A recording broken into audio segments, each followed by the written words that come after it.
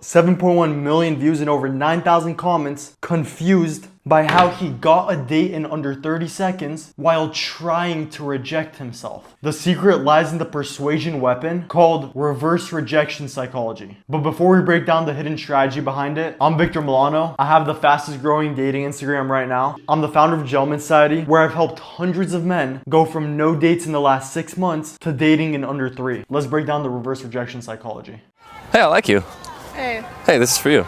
Oh, thank you. Yeah, what's your name? Isabella. Hi, Isabella. My name's Juan. Nice to meet you. Nice to meet you. What are you doing right now? Sitting all alone. Do you have any friends or what? Little tweak I'd make. There's 2 types of handshakes I explain in the approach formula in the Gentleman Society. One is the business handshake and one's the romance handshake. The business handshake is not flirty and not romantic. It makes her view you as a friend, as a business partner. The romance handshake makes her view you as a potential partner. The reason this is so important is because it's the first impression you give off. If you go in firm like this, her brain instantly jumps to business and disqualifies you. Because every time she's gotten a firm handshake in the past, it's been strictly business. I'll link the Gentleman Society down below, where I explain the romance handshake in detail and all the minor tweaks to it. But simply put, what it is you want to do soft, hold for 3 seconds, and let go. This builds romantic tension. Soft, romance. Cradle her hand. Make her feel like a woman. So much more that goes into it, but just keep watching. I'm gonna study in my next class. Oh, yeah, this is actually a freaking dope spot to study. Yeah.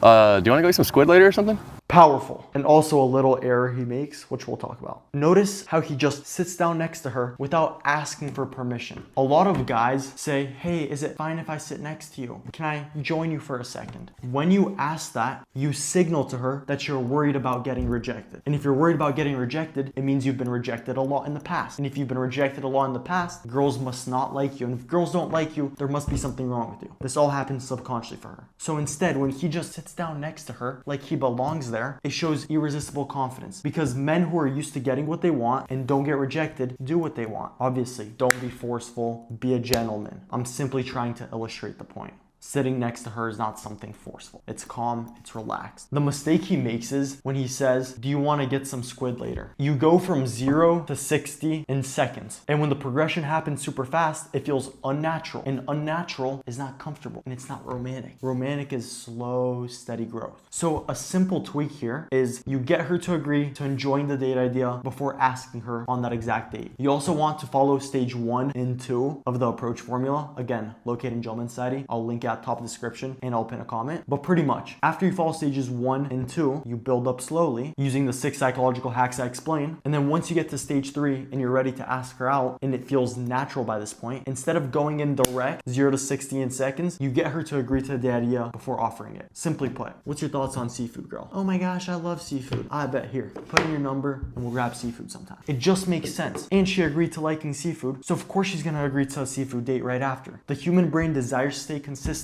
So when she's already agreed to enjoying something, she won't go back on her word. The other tweak is you want to assume the close. Instead of asking, do you want to get seafood, which pretty much says, please reject me, I'm asking for you to reject me, you assume she's down. And when you assume attraction, it creates real attraction. I bet. Put in your number and we'll grab seafood sometime. And you just hand her your phone.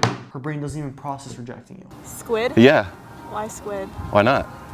That's my favorite food. You so like calamari? I do actually.